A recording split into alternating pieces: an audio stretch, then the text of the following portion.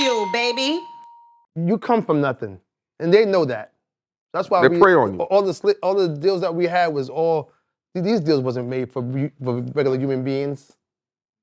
10-year contract. I mean, I saw you do a show on your first contract that you signed. Coming out, it was light. $1,500. It was light money, $1,500. $750 a piece, me and Parrish. Yeah, $750, which seems like I don't even get it. Like, what was you supposed to do with that? Like, if I'm giving you $1,500, right? How am I even supposed to thinking that you're gonna be in the right mind frame to even make music that's gonna make me millions of dollars? You don't know. I'm 17 years old. We kids, don't forget, back then, all you want to do is be on the radio. You don't know about no deal, no money. You was up if you was on the radio. No, I understand why they preyed on them. Oh, okay. But me as a businessman saying, when this 750 runs out, if they don't come up with a record for me, this was a big waste of time. Oh, no, but we had the records. Oh, you had the records already. Had It's My Thing, You a Customer. That's how we got signed. Got you. We had the two singles back to back. They knew what it was. Don't forget, Bismarck Key was lower than us. It was $1,000. I think Kane was the same price as us. All three of us was bad. It was what it was back then. That's the money they gave you. When you and Parrish first broke up, I heard it was about different type of finances and all that, right? How did you find out? It wasn't that it was found out. The way that it looked like I was getting the short end of the stick. But how could you, how? How were you able to determine? Because again, you can't have two presidents. You got to have, if I trust SO, I trust him to let me know what time it is. So and that's how it happens. I didn't keep up on my game the way I was supposed to be. I didn't know, and I wasn't taught. You're young, you know. Paris went to college, so I looked at that like, okay, you know what, he know more than me, so I'll be okay.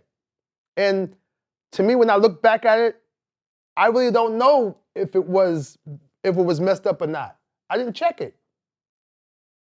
So again, don't forget, this wasn't me and him. It was the outside saying he jerking you. Right. So you listen, you know? Because again, he had houses and cars and stuff. I only had one apartment. I was changing my Benz different colors, the same car. I was just painting it, you know? So it looked like one person is doing better than the other. How was he able to do better than you based on what it looks like? Was he good at managing money? Exactly. That's what I'm saying. That's what I'm saying. That's why the argument came, because how did he? You know, even though, again, you know, he tells me it wasn't. I had an accountant, and later on, Bert Padell was like, let me know that, yeah, like certain things wasn't right. But again, what it boils down to, if you did it or not, it's still for me. You wasn't on your I wasn't on my business. Okay. Were you producing back then too? Were you doing beats back then? Me and Paris was doing it together back then.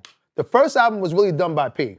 Well, I'm asking you, so you started producing more back then. Was that when you learned, when you started producing, was that when you learned more about the music business? What triggered you? Because you know everything about the business now. I know you've been a producer, you didn't place records, you did all types of wild stuff. At what stage of that did you start even learning about the business? Well, the Strictly Business, where you see business. Then second album was Unfinished Business. So that's all intentional. Exactly, because we kind of learned being and right there it says, we mean business. Right. So Strictly Business, I mean, we was on the Independent. Which was that's the first record, Fresh records, both albums. And we like, damn, these niggas we got 2 #1 albums on the back to back. I went to the label, they had Jeeps and new computers, and people was chilling. And me and Paris was sitting here with no money. So something didn't match right. You know what I'm saying? We like, yo, something's not right. So we like, oh, okay, this is the music business. So then we was with Rush Management, which is Russell and Leo, and Russell was like, oh yeah, something wrong. So Russell went and audited the label and find out, oh yeah, shit was fucked up. So Def Jam bought out EPMD for $1.6 million. So I ended up at Def Jam on the 3rd album. Gosh. That was business as usual, right? Now, #1 album again. Don't forget, EPMD, niggas didn't do what we did. We was #1 album back then, but niggas talk about nobody did what we did. after that, the fourth album came, Business Never Personal. Because now we in it. And now we in it, we got the Hit Squad, Das EFX is Platinum, Reggie, Solo. So we here. We all four of us on the Billboard charts at the same time. So now it's been that personal. So now we don't need Leo and Russell and them no more. So we started doing our own thing. Was that a mistake? No, because it was only can't be a mistake if we the biggest thing out there. Nobody was fucking with the Hit Squad. There was no squads. Don't forget, like I told you, we was on the charts at the same exact time, running it.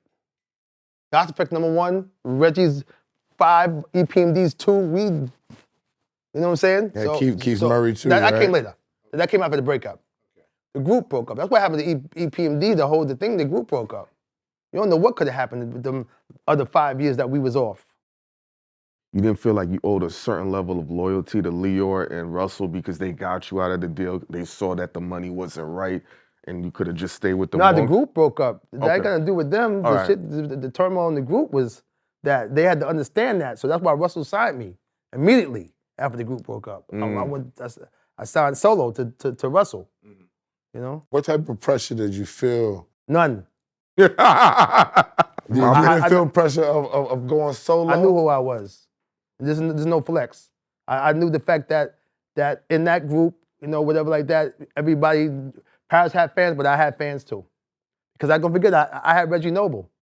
Well, that's a So everybody knows the bomb fact right that, there. oh, he's producer of that, Eric, whatever, they know that. Now, don't forget, I'm at the end, I'm doing all the production now. that's what I was So saying because you went crossover from not and doing... headbang and all that stuff, whatever was done, and then Reggie, then after that, Das, everybody was like, yo, this is, so we waiting. K-Solo, Spellbound, everything was coming, was all me. You know, so at the end of the day, I knew. So when that, because I was already feeling pressure anyway, I didn't feel good in that group. I was losing myself in that group. I was feeling like I was getting ready to die in there, you know? Why? Because it was... With all the success that was y'all was turmoil. having? But what was the turmoil? Just the money? The turmoil was that. Just the money? Are you crazy? But I'm saying, 'cause we had talked about that, but the way that you're saying it, I'm not saying successful. money's a big deal. Hold on. I'm just saying you're just making it seem like it was more than the money. He's saying, Oh, yeah, because it was people talking and people this and that. Don't forget, the robbery happened. Too. Robbery. When niggas went in Paris's crib and then niggas thought it was me. Oh, I forgot about Don't forget it. that's all on beef too. Don't forget when that I shit forgot- came I out. forgot- That's I what forgot the about whole that. breakup happened. It was the robbery. That was the lead up to, The end. right. I forgot about that. That's why I said there's so much stuff that I feel like people wouldn't remember or even know, not even me.